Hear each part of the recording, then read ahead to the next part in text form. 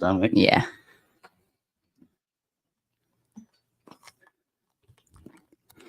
And we're live from the Morning Brew podcast. And we are live.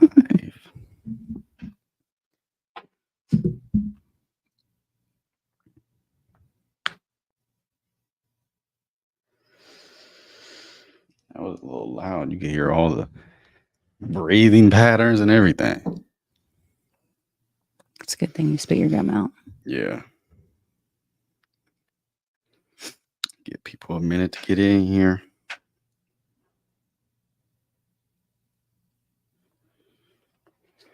I wonder if people turn their notifications on, like whenever Trey goes live. I don't know. Can you do that on Facebook? I know you can on YouTube. I don't know if you can on Facebook. I know you can on Instagram.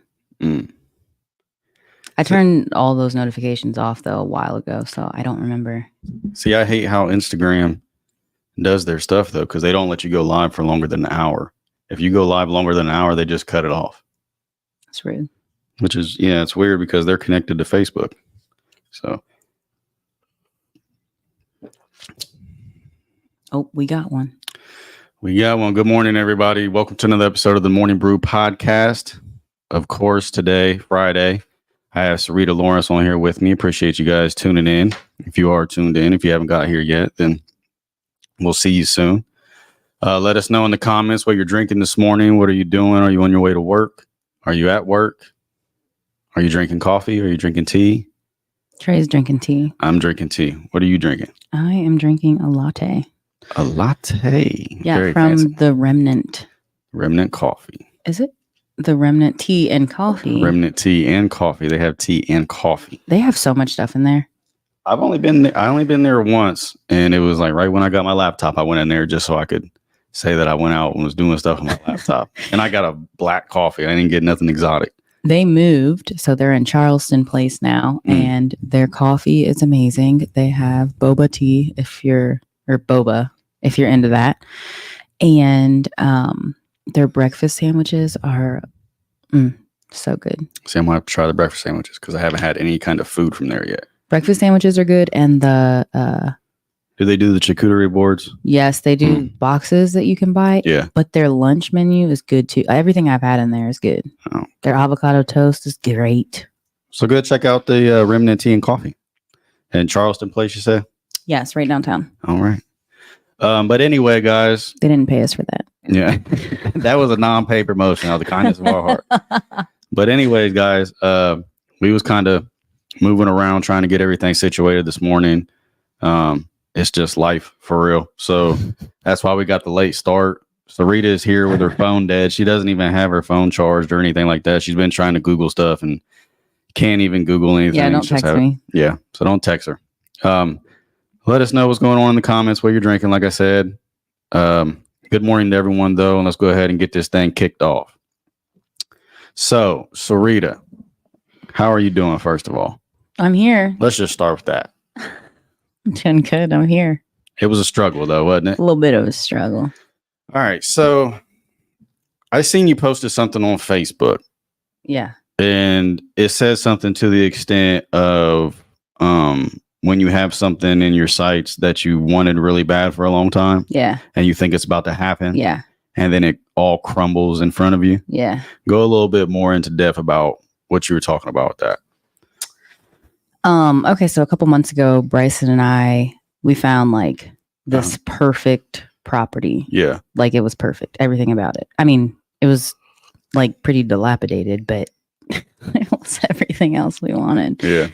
And it was so weird because before we had decided to purchase it, yeah, I was like just frustrated because, when you have your mind set on something pretty specific, it takes you a while. It took us a while to find the thing we were looking for. And so right before we decided to make a move on it, I just one night I was so frustrated. I'm just praying about it. You know what? I'm surrender your will, your plan, just trying to lead trying to live my faith based life. Yeah. Just have faith that it'll happen when it's supposed to happen. What's supposed to happen will happen when it's supposed to happen. And then we got we found this and it was perfect. It was everything. Like the way it fell together was like, I just knew. I wasn't scared about it. I mean, and this property was bad. Yeah. Wasn't scared about it. Was ready to move forward. I'm like putting things in order. We're planning out. We're mapping it out. Long story short, stuff just, and I was for sure that this was like God's plan, because how would it all have like come to fruition perfectly like this? Yeah. And we didn't tell anybody about it, because, you know, when you make moves, they say like, don't tell anybody. I mean, we told like a couple people, but we really didn't make it. We just wanted to move in silence, do our thing, and just do what we wanted to do. It didn't matter. So that was 2 months ago. But over the process, little things started to like get in the way. Yeah. Whether it was like contractors not being able to do what we needed to do, or, you know, the numbers not fitting the box that we needed it to fit in for this all to make sense, or like things on the property that we thought were in good condition that wouldn't need to be included into the renovation budget were just like, shit. Like we had to just completely redo it all, like just thing after thing. And I thought, nah, the stuff that's worth it, like you got to work for that. It's not going to be easy. Yeah. But it just little thing just kept getting in the way. So longer story, a little bit shorter. Basically, I think it's going to fall like apart. Yeah. I mean, I just don't see a way. I've went above it, under it, around it. It's just not going to happen for us. And I thought, man, like I was so sure, like this was from God, like the thing I've been praying for. And I'm just like, me and God are kind of beefing right now a little bit. Like, why'd you trick me like that? We got a little beef. Can you scoot this way a little bit? Because you're kind of out of the frame a little bit here. Yeah. And not trying to get too preachy on you guys, but you know, like that's kind of how I navigate with the things I need to figure out. And well, that's one of the big things that I seen people saying in your comments was that it just wasn't in God's plans if that's the case. Yeah. And I think a lot of times in situations like that, we think that we know what's best for us. Yes. And the whole time it's really not. And I mean, it might still be in the future or something like that. But a lot of times I think we know what's best for us, but we're not able to see the plan already unfolded like God is. Yeah. You know what I mean? So we don't see the negatives that can come from that in the future, or if any negatives, you know what I'm saying? Yeah. And I know we're not supposed to like question, like it is what it is. Right. And that, but I'm like, I don't know if you're right about this. Yeah. God. See, that's one thing that I've really tried to do the older that I've got, man, because there's just so much stuff that you have to deal with the older that you get.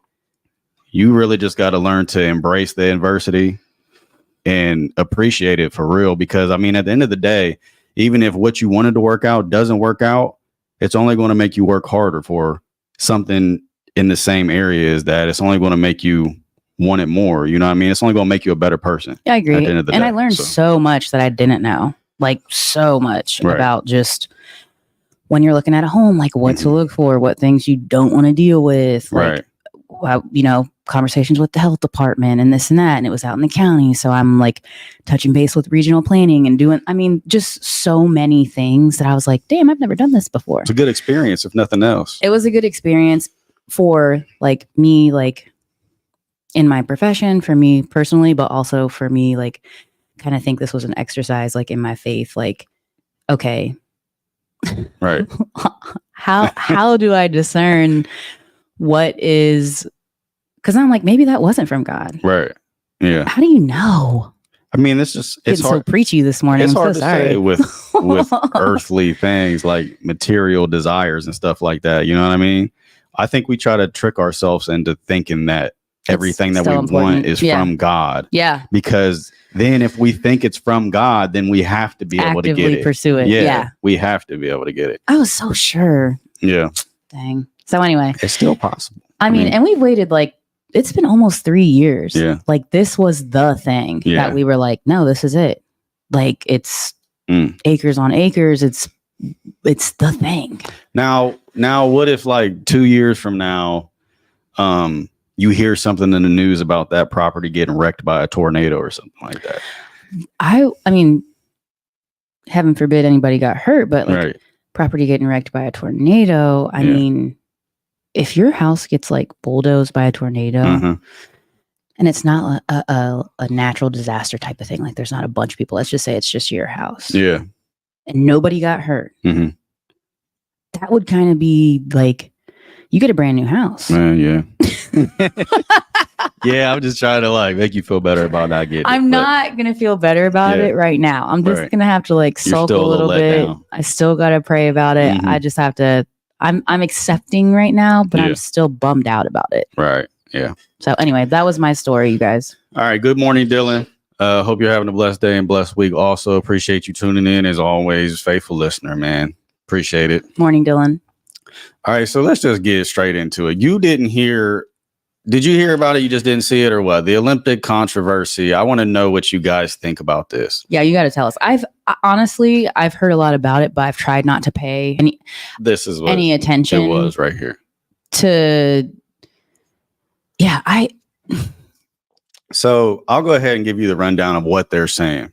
Christians are mad because they think that they are mocking the Last Supper. Okay. With Jesus and his disciples at the table. There are some people saying, now correct me if I'm wrong in the comments, there are some people saying that they was portraying a Greek goddess, something related to that. They came out and said that they were not imitating the Christian Last Dinner or Supper in any way. You know what I'm saying? The only see, I don't know what they were doing. Oh yeah, I'm not sure the direction. Yeah, I don't know what they were doing, what they were trying to do, but I will say that's pretty fucking creepy. Like, why? Either way, if nothing else, it looks creepy. Either way, that's creepy. There's a dude laying in the middle of the table and he's painted blue. I know that they have different beliefs over there, different forms of art over there and everything like that. So it might be portraying something like that. I just know that Christians took this as them mocking the Last Supper. And if you look in the background, the guy to the left, literally has his nutsack hanging out of his underwear. Oh my gosh, I never. Yeah. Okay. So this picture, I've seen it on my Facebook feed, but I've never clicked it. I didn't even want to take the time to. Right. Everything's a controversy, and I just only have so much space in my head for this. Like I wanted to get into this, but there was just so much from both sides saying, "Oh no, Christians are so defensive. They always think everything's mocking them. This was a Greek goddess that they were." Something related to the Greek deities or something like that. I don't know. See, and I don't know enough about that to really even. And then the Christians are saying this is blatant, just disrespect to our religion. And I'm like, you could say it is either one for real, but it's like, why do we got to do his nutsack hanging out on live TV? If you don't see anything else wrong with this photo. On live television. I mean, there's kids watching the Olympics. Is that what that is, though? That is. I see. I can't say this without being weird, but I zoomed in on it. To make sure that's what it was. Oh my gosh! But that's a lot of the stuff that you see at like these parades and like the transgender parades, the drag parades and stuff like that. They're just openly like with their private parts out, and kids are walking around the parade seeing the shit. That's bizarre. That's the biggest problem that I have with right here. I don't know what they was trying to do, and I'm not going to pretend to know what they was trying to do because there's a million interpretations of this photo right here. Yeah. But I know a dude shouldn't have his nutsack out on live TV. That's what I do know. I don't dispute that. What do you think about this? Yeah, I'm curious to see what. Based on your knowledge, does that trigger anything in your head? It's like, oh, this is this or this is that. Not at all. No. I mean, I'm not trying to correlate this picture with my Christianity. So, well, you got to think anything that comes on fucking TV now, everybody's trying to nitpick it and have their opinion on it and claim it as disrespect for a certain religion or something like that. Well, I think I'm so desensitized. Yeah. Because you're right. It just seems like it's all the time. Mm-hmm. That's why I just didn't even want to divert my attention to it. Yeah. It's too much. Yeah. I think I'm just exhausted when it comes to arguing about this shit with people anymore, because you're always going to have one side that is going to think this way, regardless of what facts you give them. They're going to think that way. And then the other side is going to and I was just thinking about this last night, like how fucking childish politics are. Like you literally have one side that completely disagrees with the other side on every single topic. Like you motherfuckers don't get along on one thing. just because it's the other side. It's like you see that this person believes in this thing, so you think that you have to believe the complete 360 of that. Yeah. Like, because I was just thinking about, I was like, how fucking childish is that? They don't agree on one thing. It's like they literally disagree on every single topic. The only thing they agree on is disagreeing on everything. Yeah, the only thing they agree on is that they don't like each other. So Dylan said, I don't know what it is, but that scene and the scene before that in the library should not have been for the public eyes. The scene before. See, I didn't even watch opening ceremonies. We were at I think we were at like Dez's football game or something. See, I didn't even see the scene that is in the library that he's talking about. So I don't know what that was. But yeah, I mean, it's obviously a weird fucking thing that they did. But then again, I know that they're big on art and stuff over there. So it might have depicted something as far as that. I know they were trying to relate it to Greek goddesses or something, but yeah, I don't know. A little strange. All right. So let's go ahead and talk about Sonya Massey. What did you think about that when you seen that video? It's horrifying. It's just absolutely horrifying. You know what's weird about that? Do you remember the first thing that I thought of when I seen that video? Do you remember when we were in here on that one episode and we were talking about schizophrenic people? Yeah. They said she was a paranoid schizophrenic. Mm-hmm. And when me and you were talking about it, do you remember me telling you that I think that there might be like people that have disorders like that, have certain parts of their brain unlocked because like schizophrenics, they hear voices and stuff like that. Yeah. And maybe it's not that they're hearing like fake voices. They might be hearing like voices from another dimension and stuff. Mm-hmm. Well, apparently she had that paranoid schizophrenia. Mm-hmm. And she told that officer, I rebuke you in Jesus' name, mm-hmm. before anything really happened. Mm-hmm. So it's like, I wonder if she's seen, and this might be far-fetched, but I wonder if she's seen some kind of demon in him or some kind of evil in him. You know what I mean? I mean, yeah, I don't even think you need to be schizophrenic to like, not saying that you're trying to say just because you are, but I think some people mm-hmm. have that ability to feel a vibe. Yeah.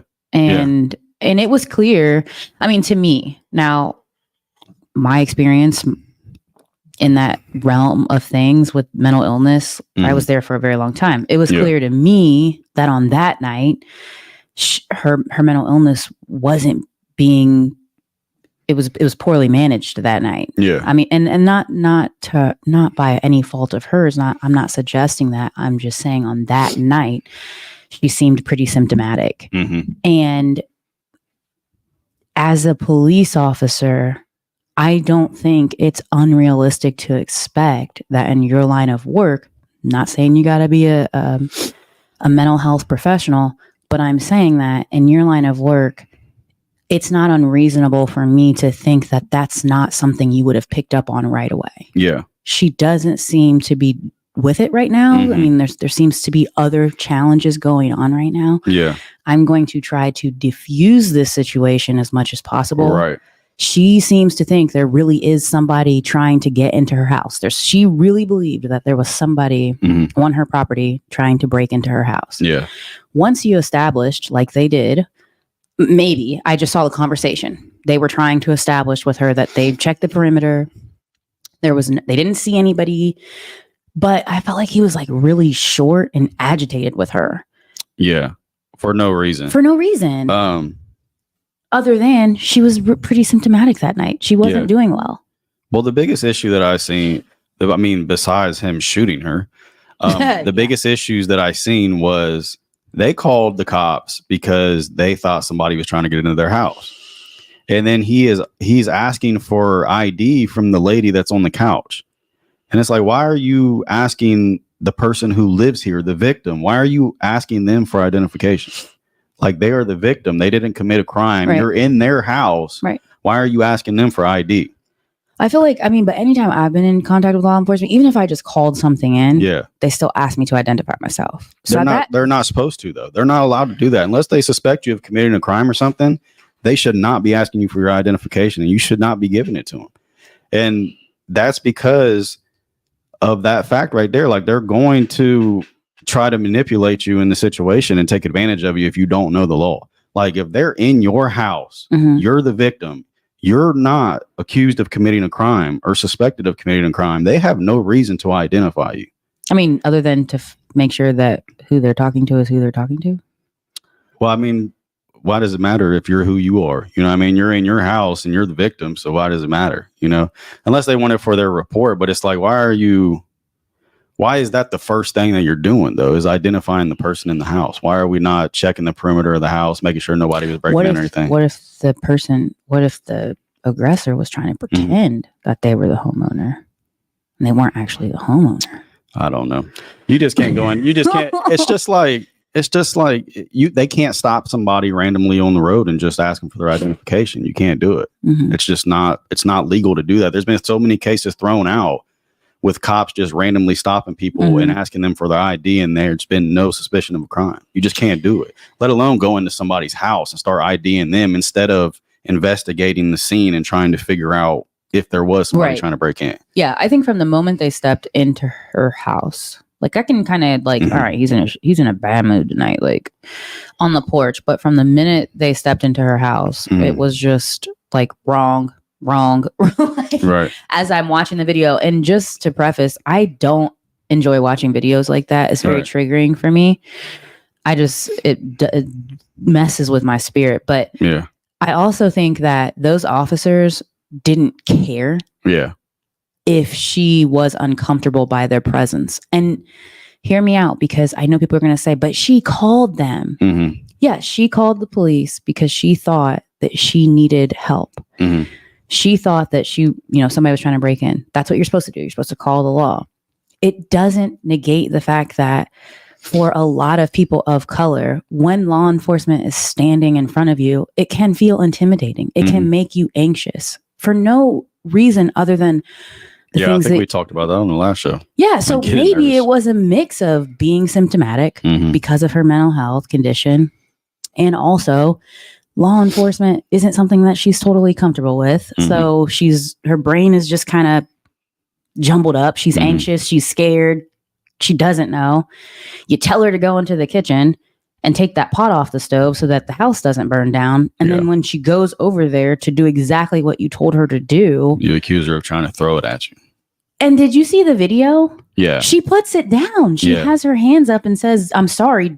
Well, that dude was dead set on shooting her. Yeah. He was already set on it. So it didn't matter what she did from that point. He was going to use that as an excuse for target practice. That's what it was.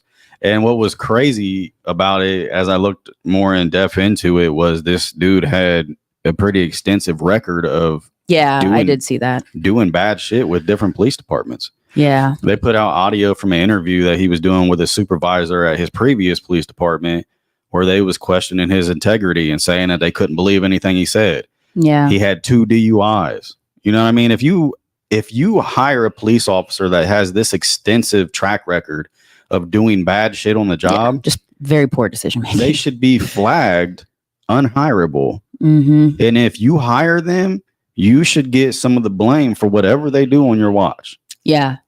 So I agree. Whoever was responsible for hiring him, I'm not saying that they should fucking get nearly what he gets, because at the end of the day, he is his own man and he chose to fucking kill somebody like that. Life isn't good enough for me. I think he should get the death penalty for the simple fact that he was in a position of authority and he took advantage of it. 100%. But anybody who was responsible for hiring him, after all of the evidence said he should not be working as a police officer, they should have some consequences. There should be some repercussions for them too. I agree. It was, I mean, wow. Whatever you want to call it, negligence or whatever it is, they need to have some kind of repercussions, a demotion, fire them, whatever. But you can't just be hiring anybody to come out here and be working on the streets with people who got diseases and stuff. Yeah, it certainly doesn't help to bridge that gap if that's a priority between law enforcement and community. Yeah. So I know this is a big thing that you wanted to talk about. So vote for who you're going to vote for. Oh my God. Election time, man, it really gets people stirred up, and not necessarily for the good reasons or for the best reasons, but I can't wait for this shit to be over. I can't wait for the end of November when the shit's over, and what is done because I'm so fucking sick of hearing about it. I'm tired of it. Just vote for who you're going to vote for and shut up. Just shut up about it, because if we're being completely honest, like if we're let's just lay it out on the table. You're going to vote for who you're going to vote for because you like what they say, or because you agree with some of the things that they're thinking, because you identify with that person on some level. Okay. So my biggest problem is I do not care who you vote for. Yeah. Vote for the moon if you want to, if they're on the ballot. I don't care. My problem is when people are like, if you vote for Kamala because, and let's get her name right, it's not Kamala. Okay, it's Kamala. If you vote for Kamala because she's a woman, you're an idiot. If you vote for Trump for whatever reason, you're an idiot. Like, see, I was cool with you voting for who you wanted to vote for, but now you just called me an idiot. So now we can't be cool. This is one of the most hateful elections that I can remember in my lifetime. Because I remember being a kid, and it's like people obviously voted for who they wanted to vote for, but then they could still sit down afterwards and have a reasonable conversation and still go on with their lives. Now it's like, if you vote for this person, you're a terrible fucking person and you should die. It's like, God damn. Like, dang, just because we don't agree on who we want to vote. First of all, it's none of your business. It's none of anybody's business who you're voting for. Right. If you choose to make that public knowledge, that's on you. But it's none of y'all's business who I'm voting for. I'm certainly not going to say it. Well, Facebook and social media is just a fucking terrible thing, because now everybody has a voice and everybody has an opinion. So you constantly just have those people on there who, no matter what the subject is, not even just politics, no matter what the subject what it is, they think they're right. Yes. And they're so dead set on being right. Their number one job is to get on that app. And for some reason, just they think, trigger people. You're not even convincing people. You're just triggering them. Yeah. For some reason, they think that they're going to be able to change people's minds. It should be confrontation book. Yeah. And I think most people are just dead set in their beliefs and their ways. And that's what they're going to vote for. Which is fine. Like, you have that right to vote for whoever you want to vote for. Right. And so does everyone else. But just because I voted for somebody different than you, that makes me a bitch. Yeah. I'm reading these things like, what? Yeah. You would never say that to me in public. That's the biggest fucking problem that I have with social media, man. We would never sit down and have this conversation that you're trying to type out on Facebook. Never. Sitting across the table from each other. I hate that shit so much. I hate seeing all these people that I have seen in real life before. Like, I've seen you in real life. You are timid and you don't talk. So why are you on Facebook going ham? Man, just like way overdoing it. It's like way overdoing it. It's just be who you are. Don't be a different person because you're behind a keyboard, because eventually whoever you're talking all that shit to, you're going to see him in person. And how awkward. When you see that person in person, and you ain't gonna say shit. You're not gonna say none of that stuff that you said on Facebook. Be like, hey, it's like, damn, bro. It's like, it's just like, be who you are. Don't try to put on a persona for Facebook. But then after you stir up all that stuff after the election, and your man or woman wins or loses, you still gotta live with these people. You do, and you're just like, hey, you know that stuff I said. Like, I'm sorry about that. No, you're not. No, you're not. No, because you didn't just have a problem with who I supported. You attacked my character. Me, yeah. You because of who came I at me. Yeah. Like, there's a lot more to me besides just who I vote for. You know what I mean? Oh my gosh, I could not agree more. Because my perspective is different than your perspective. So that might be why that I'm voting for somebody different. That doesn't mean that I'm a fucking terrible person and I belong in the ground. Like, and rarely, I mean, I don't care what anybody says, but rarely do you agree across the board with everything the person you're voting for is campaigning for. Yeah. Rarely. You just pick the person. Yeah. There's never been a candidate where I was like, I agree with everything they fucking say and do. You're just picking the best of the two worst options, for real. Because man, I wish we had this energy about local elections. Like, imagine how cool things could be if we had this level of passion about our local officials, right? Our judges, our prosecutors. Yes. But it's because people just want to talk about the big stage shit. You know what I mean? They want to talk about the popular shit that's always on TV. But I mean, all them people that you hear or see on Facebook debating about the presidential election, you never hear those people talking about local elections. They probably don't vote. Probably don't even know when they are or who it is. Yeah, they probably don't even vote, but yet they're just so dead set on these elections because, I mean, they're famous. That's what it is. Mm-hmm. I mean, you're voting on two fucking superstars, pretty much, because they're on TV all the time. You constantly see them in the media eye. But it's probably those same people that'll have so much to say about that don't ever vote on the local elections that are going to impact you directly right now. Right now. And speaking of that shit, that's just reminded me of something on the way here. I already hate fucking paying taxes. Yeah, we established this last week. You know what pisses me off Actually, even more? The week before, I think you were canoeing with your dog last week. Yeah. I'll go more into depth on that. But I already hate paying fucking taxes. But what makes me even more mad about it is when I see them doing all this fucking construction on the roads and I have to constantly go around it to get to where I'm going. And then the roads are done and they're worse than they were before they fucking started working on them. Dang, Trey is fired up. I think he just said the F word like 4 times in one sentence. Trey's fired up, y'all. Because that shit pisses me off. Who do we need to call? Get him on the line. I literally... like, because you got to go down East Center Street to get to where I live, right? Yes. So they had that blocked off all down that road for the longest time. Yes. Finally got done. Yes. I'm driving on the way here, and it feels like you're hitting a pothole every 10 seconds from where they half-ass did the road. Yeah. And it's like, you're saying I'm paying all this fucking tax money to you so you can fix the roads.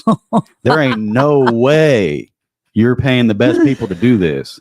Oh my gosh. Trey is pissed, you guys. Yeah, that's one of my biggest pet peeves right there, driving on these. You had me go an alternative route to get to where I'm going for months just so you could fuck up the road worse than it already was. That don't make no sense to me.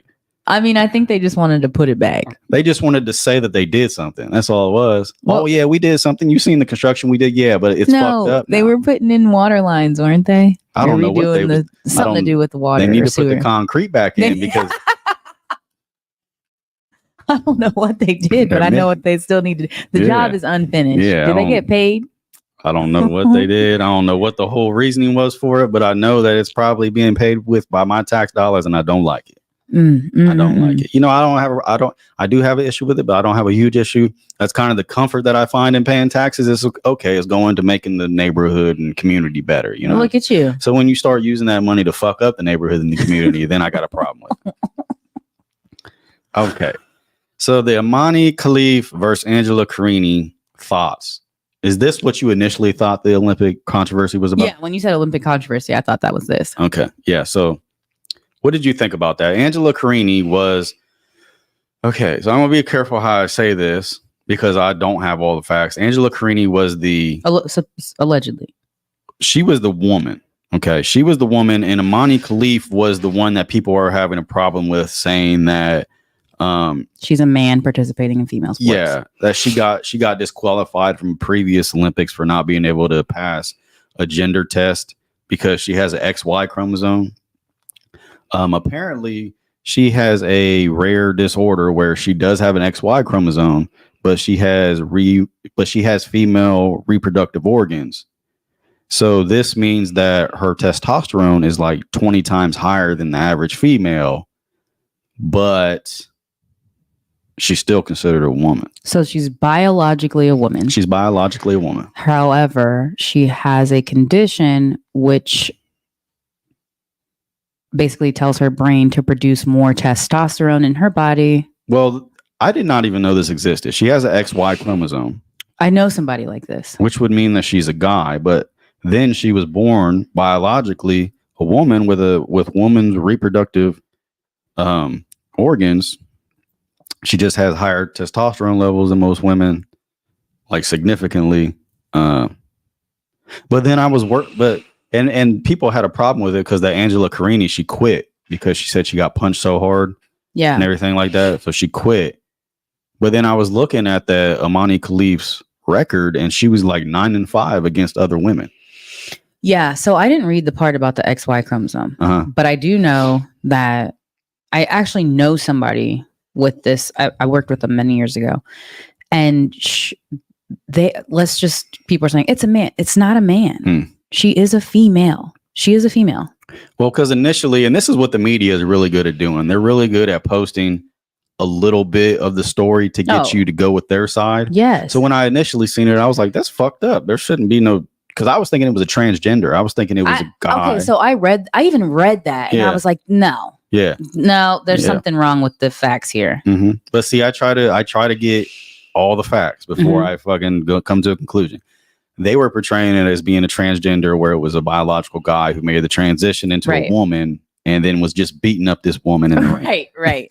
And then I looked further into it, and it said that she had that rare disorder, and it's like, okay, I get it because she has an XY chromosome, so technically she's a guy, but she has female reproductive organs, and it's not her fault. It's not like she chose to have that rare disorder.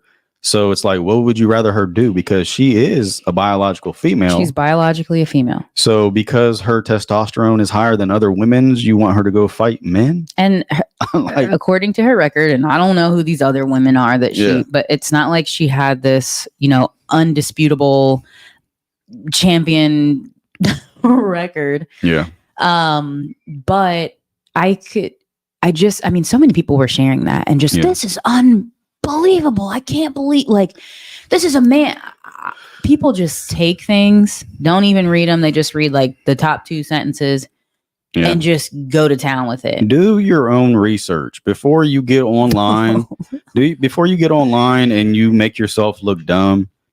Instead of just listening to Fox News or CNN, because they're pushing a narrative. Fox News is going to push the Republican narrative, and CNN is going to push the Democratic narrative.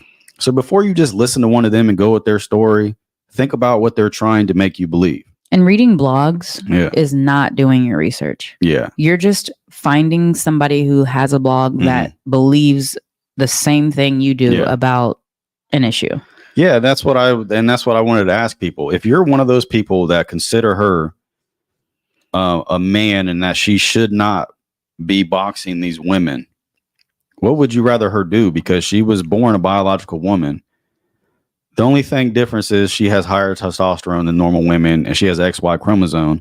But that's obviously not making a significant difference or giving her a huge advantage, because if we look at her record was 9-5 against other women.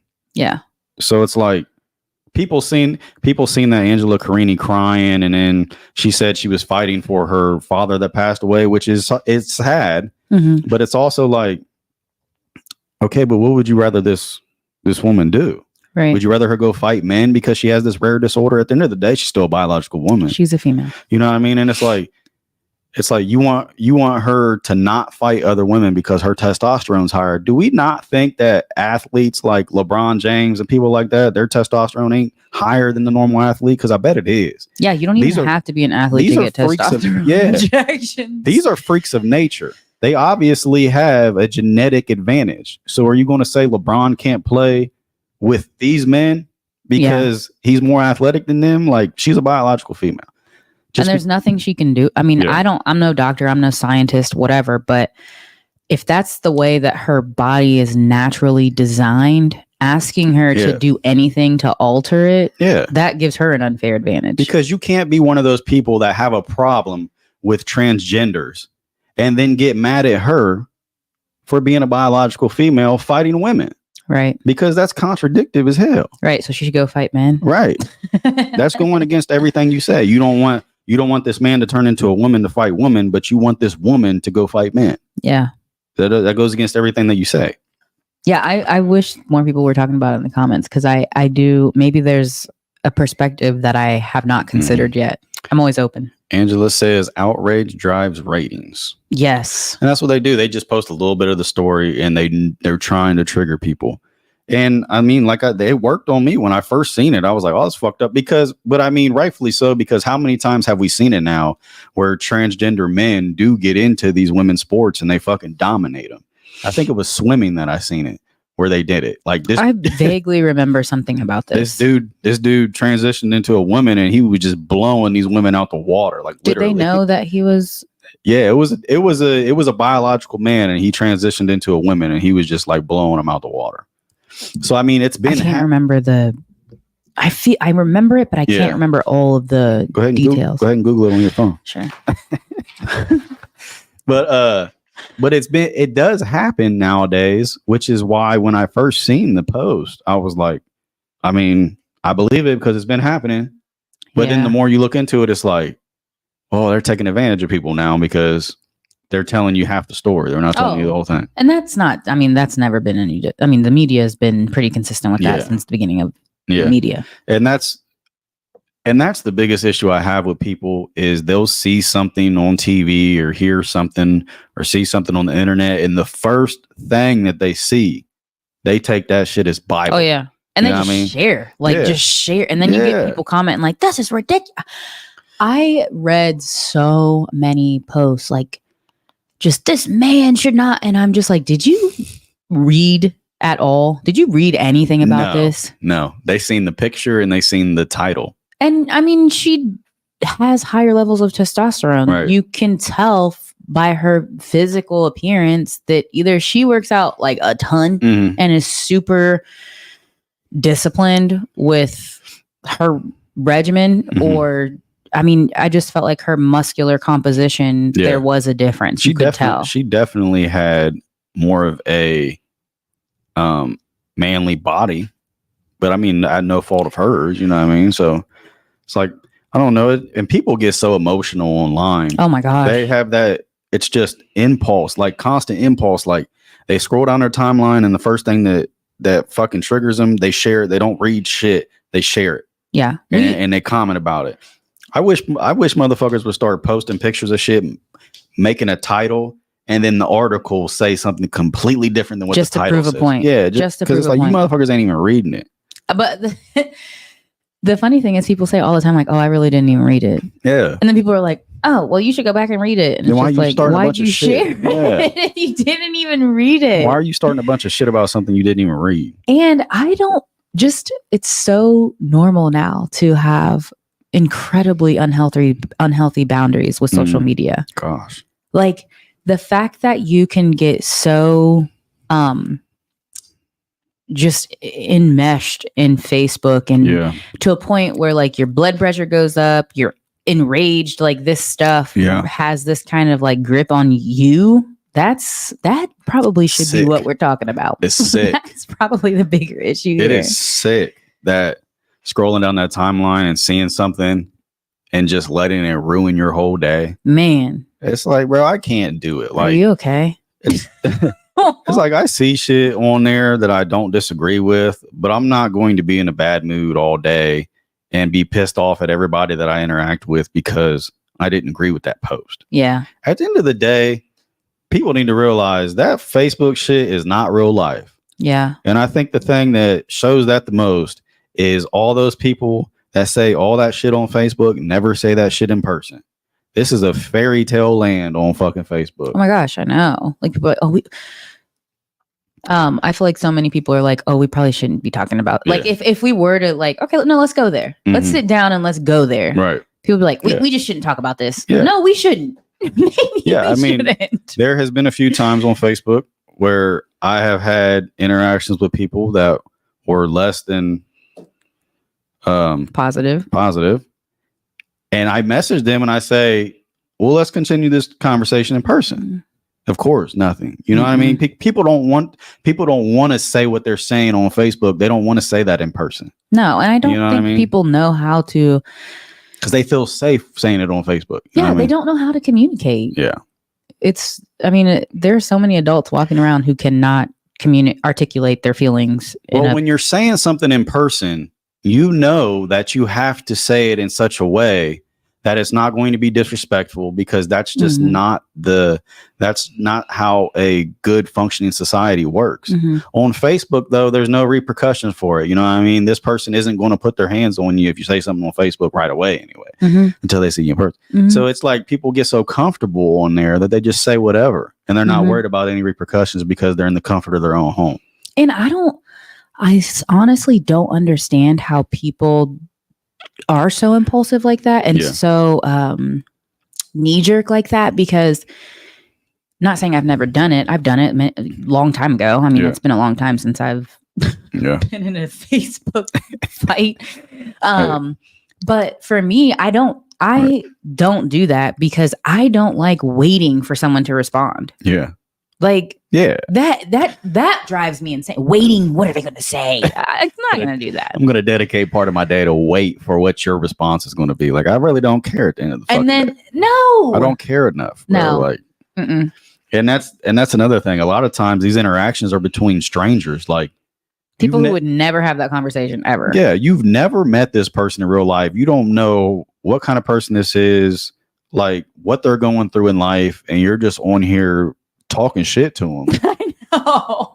It's like this motherfucker could have just took somebody out in a briefcase. It's so wild to think about. Yeah, that's what I'm saying. There's serial killers out here. Like, this motherfucker could have just chopped somebody off and took them out in a briefcase, and you're sitting here talking crazy to him on Facebook. You know what I mean? It's just, you gotta be. Let's come back to that, because I have a story that brings to mind about you just don't know people. Yeah.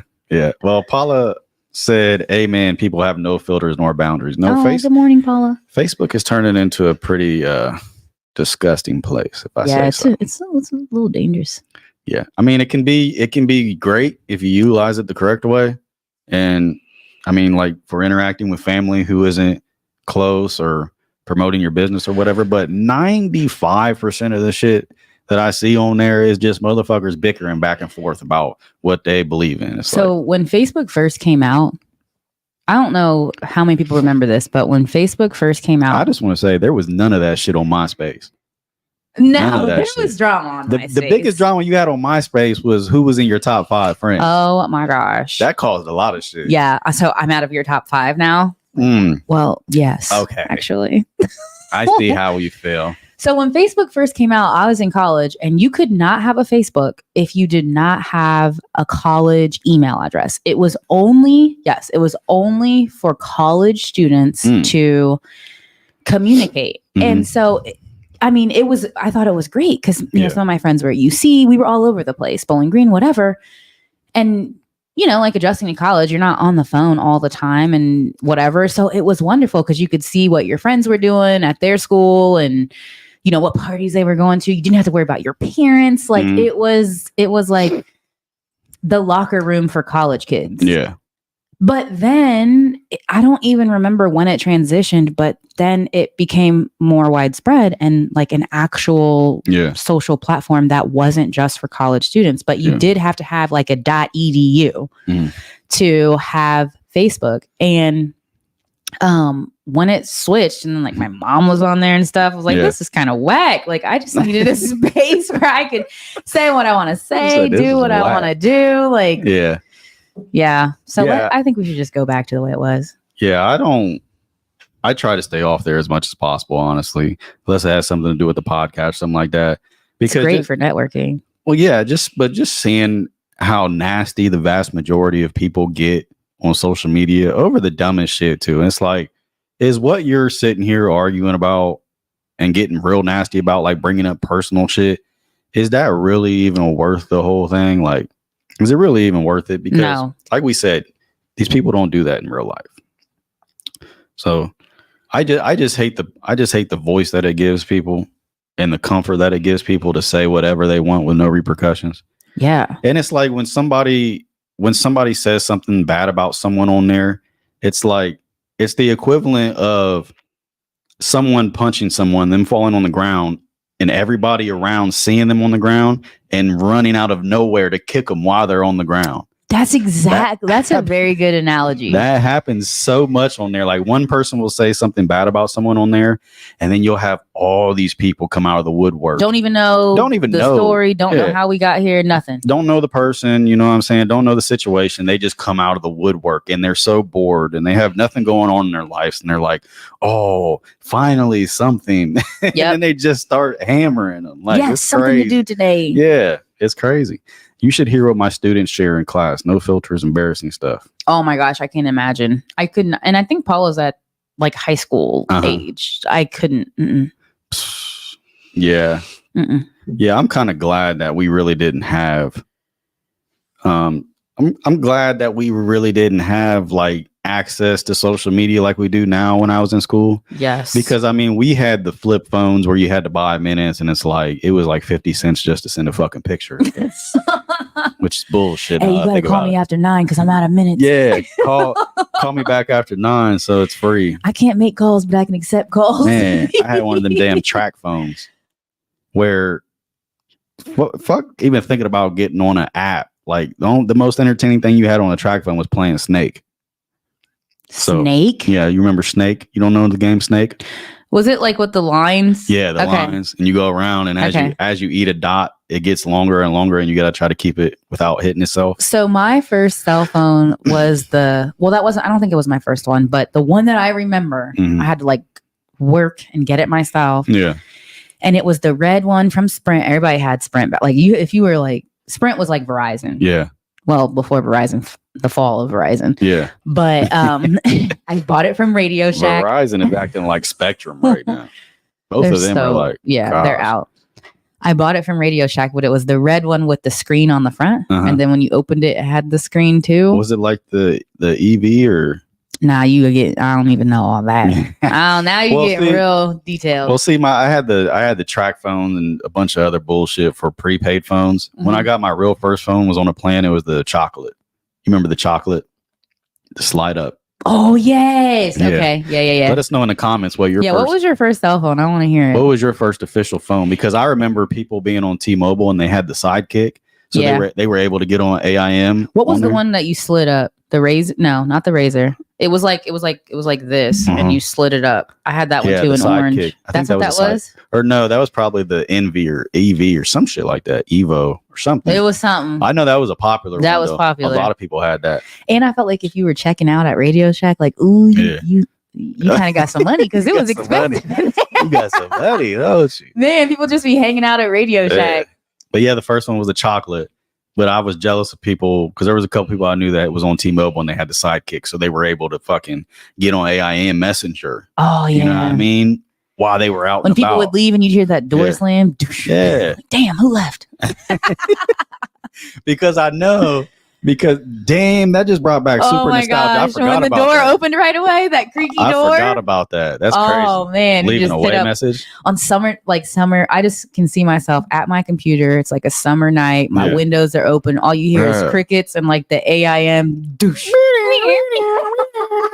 I used to hate that because that was why I wanted one of them Sidekicks so bad. Because if you wanted to get on AIM, you used to have to start up the computer, dial up the internet, fucking AOL internet. You know what I mean? It'd take 30 minutes just to get on AIM. Dang, the dial up.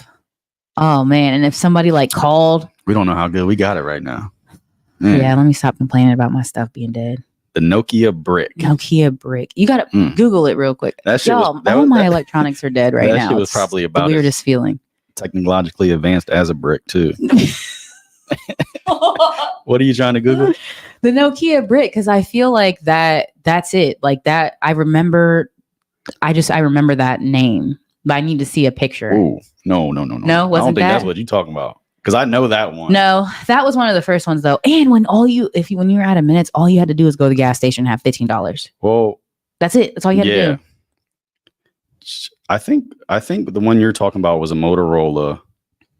It might have been Motorola. NP maybe. Because I don't think Samsung was like big yet.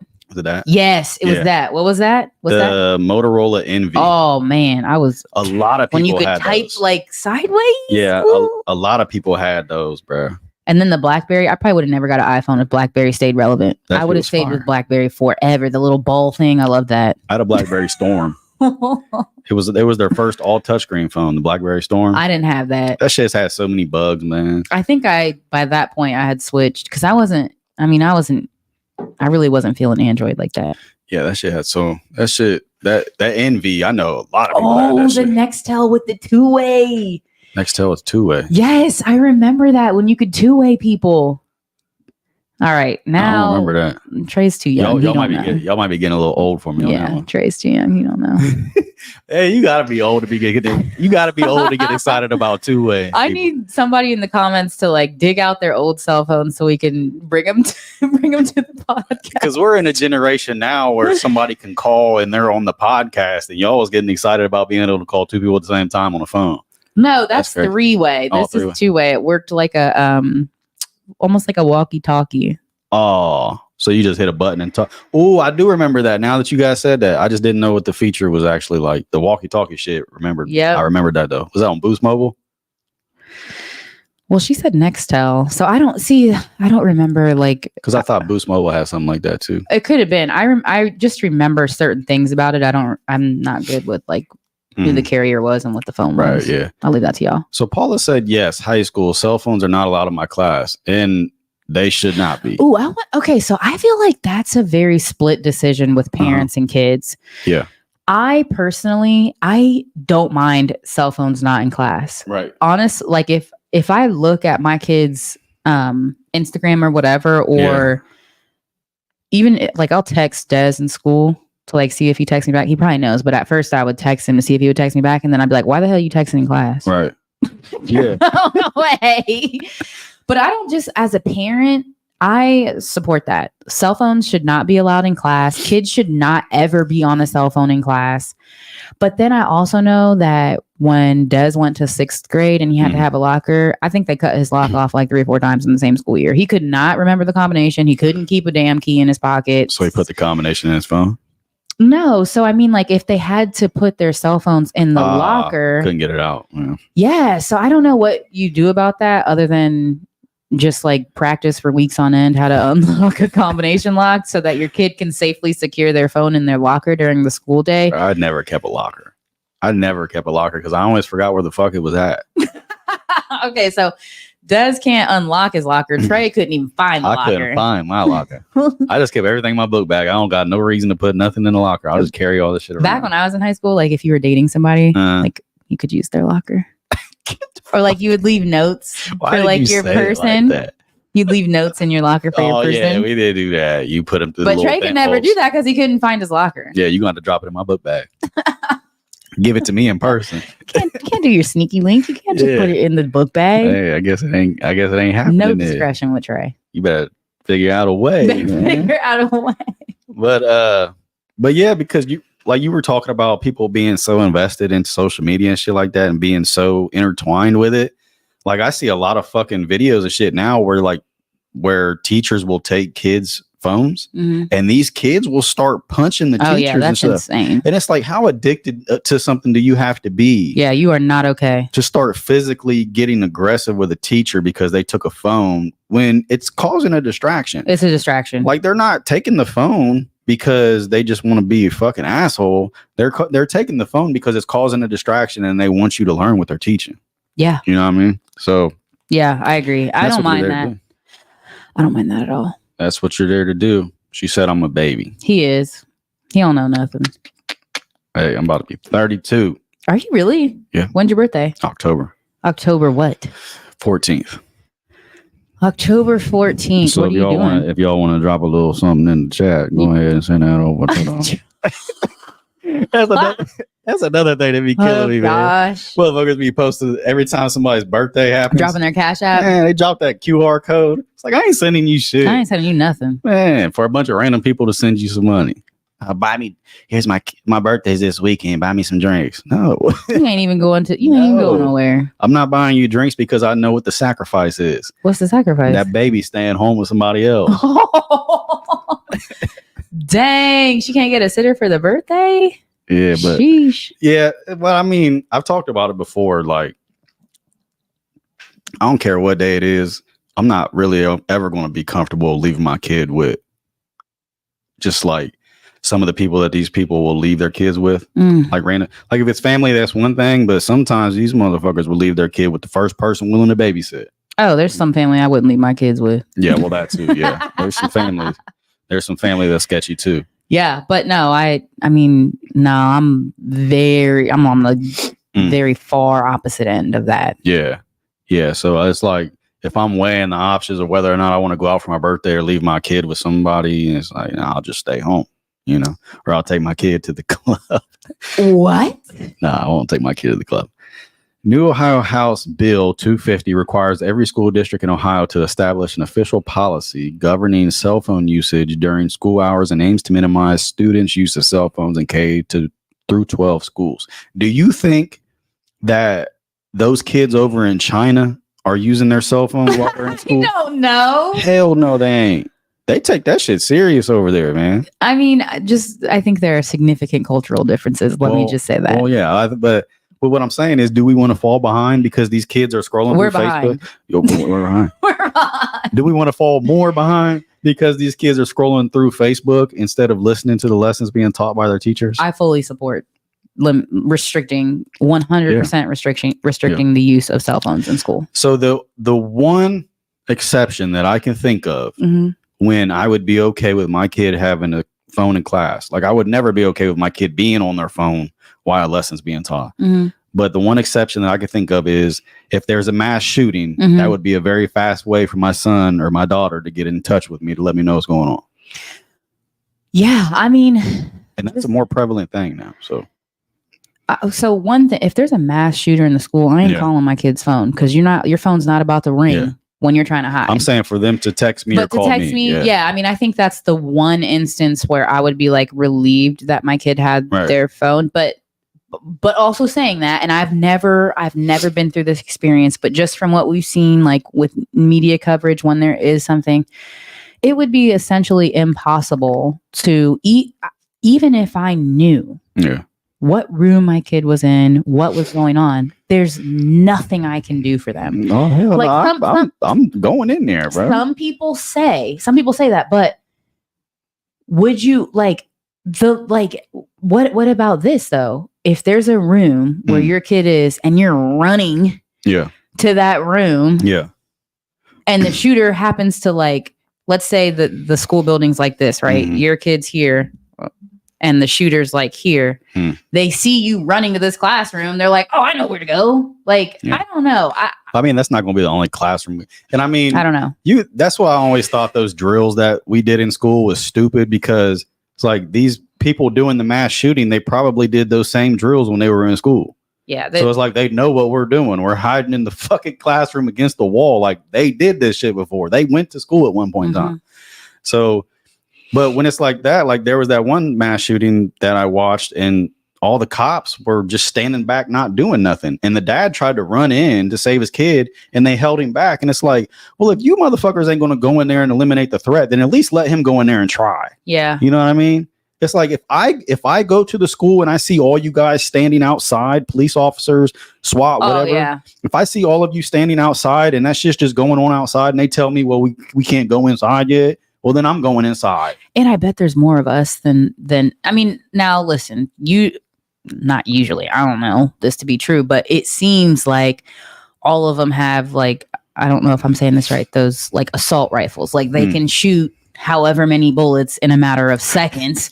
So yeah, he probably could shoot us all if we But I feel like that would be incredibly enraging to me if and then they say don't go to the school because then we don't know who the threat is or who's working with the shooter, who's not. I mean, I hope and pray that it never happens because I don't know what I would do. Well, I wouldn't be myself. I'm gonna go up to whoever the fuck is making this perimeter right here. I'm gonna say, hey, y'all going in? Okay, if not, I'm going in. You know what I mean? Because I'm going to, if my kid's in there and you guys ain't offering no resistance, then I'm going to go in and at least try to offer some resistance. Me and my buddies, we got a truckload full of weapons. We're gonna figure this out. Because how shitty would you feel as a parent knowing that you just sat back while your kids were in there getting slaughtered?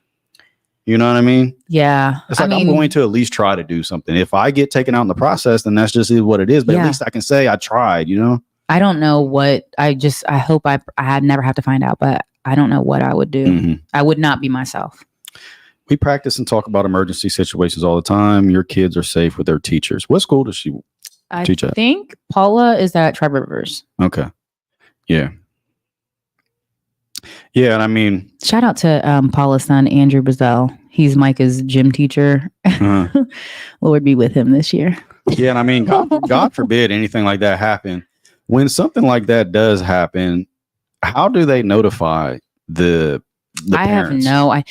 You know what? I feel like that should be, if we're going to do like parents' night at schools, we should have like, or maybe they should host a live podcast and talk about what are the policies and the parameters in certain situations. Well, I know they probably don't want to say too much because if somebody's planning to do it, then they don't want them to know what they're doing. But I just want, because like, or just like, here's what you can expect as a parent. Right. If in these situations, like, here's what you can expect. Here's what we want you to do. Here's what we don't want you to do. All call. So all call is that it's like a call that goes out to all the parents. Like at the same time? Or? On Tuesday, August 27th, there was an emergency, there was a lockdown emergency at all Marion City schools. See, I got to talk to a real person, man. Because I got to talk to a real person to get the details of the situation. Because if I'm at work or something, I'm going to run out of there. Well, you see parents all the time, like, there's a lockdown in Marion City. What's going on Facebook, like all the time. Right. All the time. Yeah. Nobody ever knows what the hell the story is. Yeah. It's just a mess. But I just don't think there's 100% way to ensure the safety of kids if something like that happens, especially if it's somebody that has previous training or has been planning this for a long time. Yeah. Because it's not hard. I mean, like I said, if you went to school, what the drills are. Mm-hmm.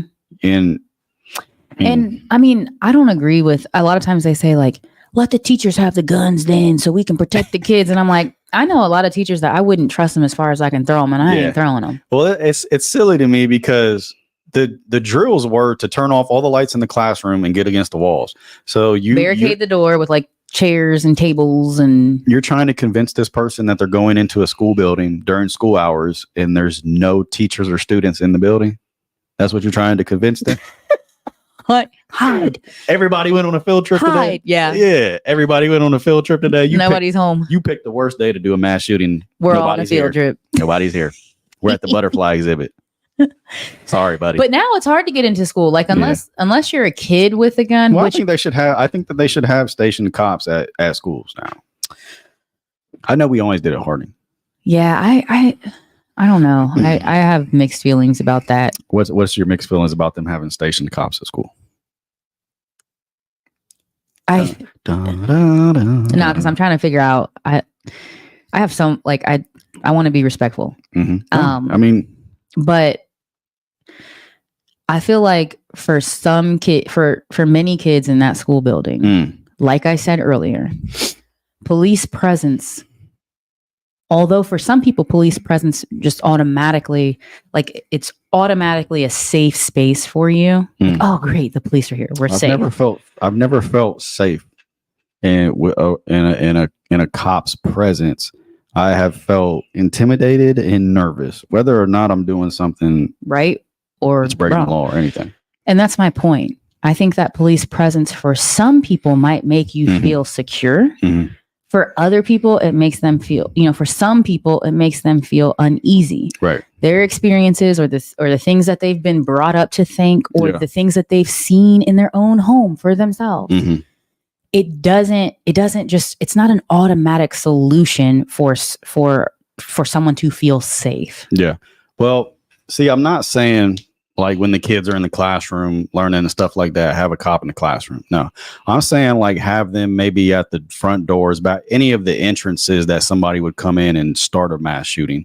I don't think it's 100% effective way or the best way to do something, but I think it's a start, because if I'm a parent, I don't care if it makes you uncomfortable. I care about my kid being safe.